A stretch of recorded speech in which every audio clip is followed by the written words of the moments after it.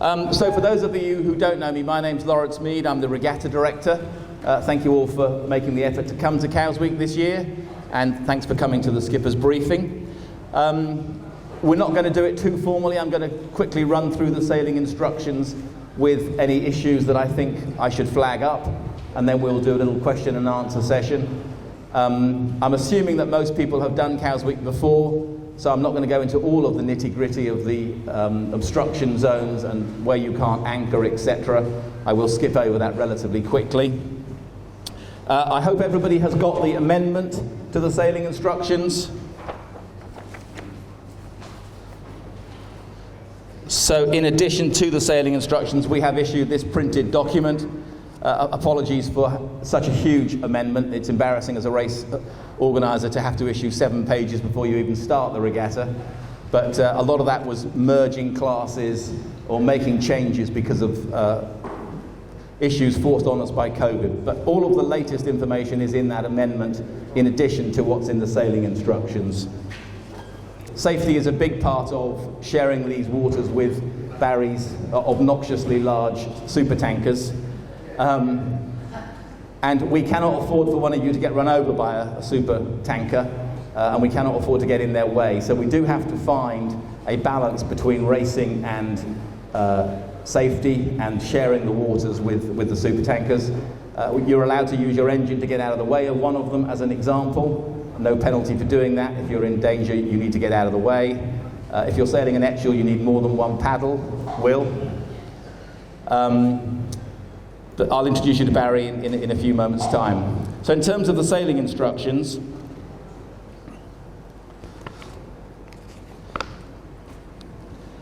I'm going to focus, page 2 is mostly about restrictions and local bylaws, etc. If you are in any doubt about where you can and can't anchor or what the rules of the road are, please make a bit of an extra effort to study those. There is an area to the west where you're not allowed to kedge, as an example. I can't remember the exact definition in here, but I'm sure you can all remember it. Put your hand up if you know where the no kedging zone is. Okay, that's 3 people out of a room, so there's something for people to read when they get home. I'm going to move on to the start lines. The start line at the Royal Yacht Squadron is most easily described by it being a transit, and the orange buoy at the other end is effectively not on the line. That buoy moves by about 20-25 metres east to west as the tide turns. The main number 1 line at the Royal Yacht Squadron is a transit which has got the lights on it and is not the buoy. So don't start at the buoy and think, okay, I'm behind the line because I'm at the buoy. The buoy could be over the line.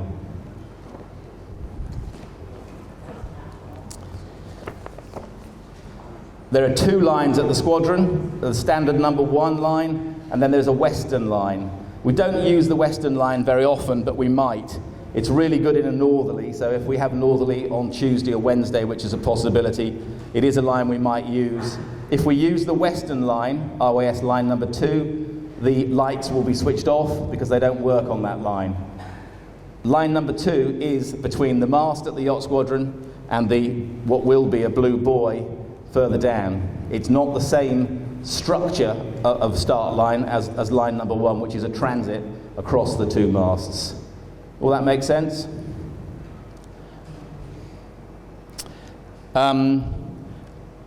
Point 2 in the sailing instructions, I'm just going to quickly talk about, which is communications. We have the Cowes Week app. When you get the course on the Cowes Week app, it has shows you which way to go round it, port or starboard. It gives you the bearing and length to all of the marks from each other. So the app is the best way to get the course. It's accurate, it's permanent, it's on your machine, and it's right. For those classes starting at the squadron line, we are going to use channel 22 to read the course once, 20 minutes before your start. So if you've got that amendment in front of you, we tried to be a little clearer, and there has been a bit of confusion. I've had a few calls and emails saying, how does this amendment actually read? And the point of it on page, whatever it is, 2, is that if you're starting at the squadron line, you will get the course on the app about 30 minutes before your start. So we're trying to move away from holding the course back off you. Back in the day, you only got the course at the warning signal.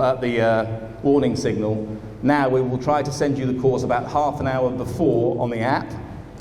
We will then read it once on channel 22 if you are starting at the squadron line. Most starts each day are at the squadron line now. So 20 minutes before, we will read it out on course 22, on channel 22. After you hear it that once with 20 minutes to go, you want to switch over to channel 3. Because channel 3 is the channel for the race committee to use on the yacht squadron line. So you're using 22 as a sort of early advance warning of your course, but your race committee is actually on channel 3.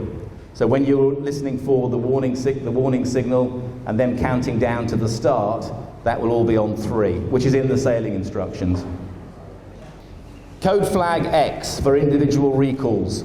You will all be used to sailing and races where X-ray flag goes up to indicate an individual or more individual recall, more boats over, so it's an individual recall for some or many boats. When you then return to start in a normal race, the X flag, assuming everybody's cleared, the X flag would be brought down. We don't do that at Cowes Week. We have a camera system on the start line, and because we can use that camera and freeze frame and go through frame by frame, we can identify almost everybody who's over the start line on that yacht squadron line. Now, we don't want to bring the X-ray flag down and have the race officer say, I think I got everybody who was over, only to find that when we check the camera, there are 3 or 4 more over the start line. The camera is a really powerful tool. So what we do is we leave the X-ray flag up, and even if the race officer can see that in a particular scenario, 2 boats were over and both of those boats came back, you would expect us to drop the X-ray flag. But to be consistent, we just don't bring the X-ray flag down until 4 minutes have expired. And then we go back, check the camera, and see who else was over. So if 2 are over, it's a little hard on you, because you might both come back and think, oh, I think I'm behind the line, why aren't they dropping the X-ray flag? But of course, when there's 10 boats over, or 12, or 18, you can't be exactly sure who is over. Even on a normal start, race officers have to make a best guess. Here we have a camera, 3 cameras on the roof of the yacht squadron. If you're over, we will definitely catch you, and leaving the X-ray flag up means that we have the opportunity to say half an hour later or an hour later to ourselves, oh, that guy also was over, and we'll disqualify he or she. So it is a big change to the racing rules of sailing and to how you need to think about the start. Now, on committee boats, we do the same thing. We don't have the camera, but we still leave the X-ray flag up for 4 minutes. You might say, well, because you're not using a camera, why don't you revert to the standard racing rules of sailing? The simple answer is consistency. If we start saying to you, on this start line, 1 rule applies, and on that start line, a different set of arrangements apply, it's just going to be a nightmare. So we just have 1 rule. We ask you to get your heads around it. The camera is very important to us. We can't do multiple general recalls. Off the squadron line this year, we're doing 23 to 24 starts a day. If we start having general recalls every 3rd or 4th one, we'll be there till 5 o'clock in the afternoon. The start sequence is already 2 hours, 10 minutes. It takes us 2 hours, 10 minutes to get everybody away. We just can't afford general recalls, so we've tried very hard not to have any. 80% of the time, we will let the fleet go, we'll take the camera, and we'll find out who's over and disqualify them. So just bear all that in mind when you're doing your starts. Everybody familiar with the lights on the transit of the yacht squadron line? A couple of lights. As you approach them, the 2 lights come into a beam, and when you're on the start line, the lights go out. It is very accurate. Our camera and our line officers are all lined up. We even have a white line on the screen of the camera, of the screen of platform. So we're all lined up. If the lights go out and the gun hasn't gone, you will be over. Penalties, everybody knows it's no 720s here. It's time penalties. If you put the flag up and take a penalty, it's 1%. It's not too painful. You can take it later, it's 3%, but there are no 720s.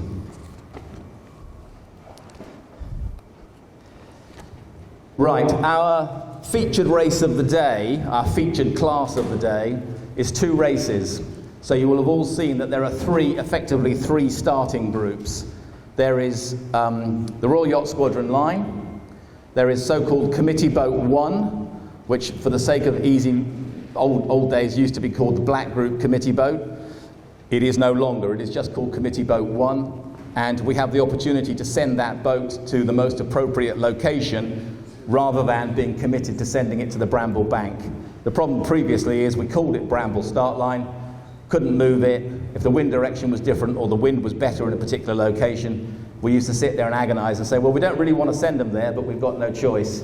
Now it's called Committee Boat 1. We can find a location for it, put it there, and tell you that's where it's going to be. We will always do that in plenty of time so you can get over there. If you're in a Red Wing, we won't ask you to go somewhere unless we've given you time to get there.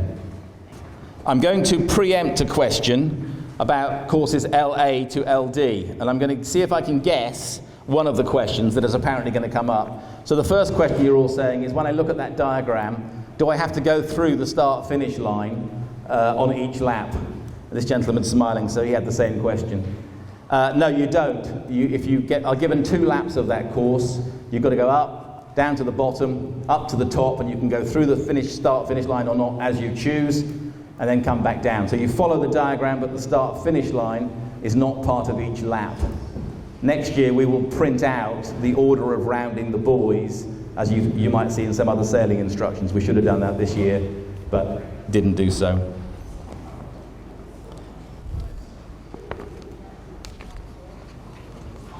There are quite a lot of new names of buoys this year. Everybody should have received a chart, Graham Sunderland Winning Tides chart. That's got all of the relevant new names on it. And there are 4 black, specially laid Cowes Week marks. I can't remember even what they're called, what numbers they are now. 8, thank you. 2 in the west, 2 in the east. They are marked on this chart, but they're not marked on the standard Winning Tides chart. They're not in the water yet, so if you're looking for them, you won't have found them yet. Yeah, I know it's late, but what you need on preparation day is a gale. Not. Quick one as I wrap up a little bit, and then I'm going to get Barry to talk about safety. The restricted area, you're not allowed to go inside the moorings which are north of the breakwater. It's not complicated in that graph. We've debated whether to stick with the restricted area effectively being a 90-degree turn, or whether just to join up the corner of the restricted area with the breakwater edge. That would be easier for everybody to know where the line is, but it would take away sea room and manoeuvring room for boats. But don't be tempted to say, okay, I'll just drift in from the side to the mooring buoys. Everyone understands they've got to stay north of the mooring buoys, as per that diagram. You've also got to stay east and west out of the mooring area. Okay, I don't think any of that is too confusing. I hope you've all received in your skipper's pack a rather pretentiously named Regatta Philosophy. We want to figure out over the next few years, 200th anniversary of Cowes Week is 2026. So we're planning a sort of mega regatta with the maxi boats, hopefully the J-class boats, a full Corinthian Cowes Week as we do now. But we'd like to do that in a way that is attractive to the competitors. So please do give any feedback you can about the way we run the regatta, how the racing is conducted, how you'd like to see things done. Right, that's it from our side. Questions, please.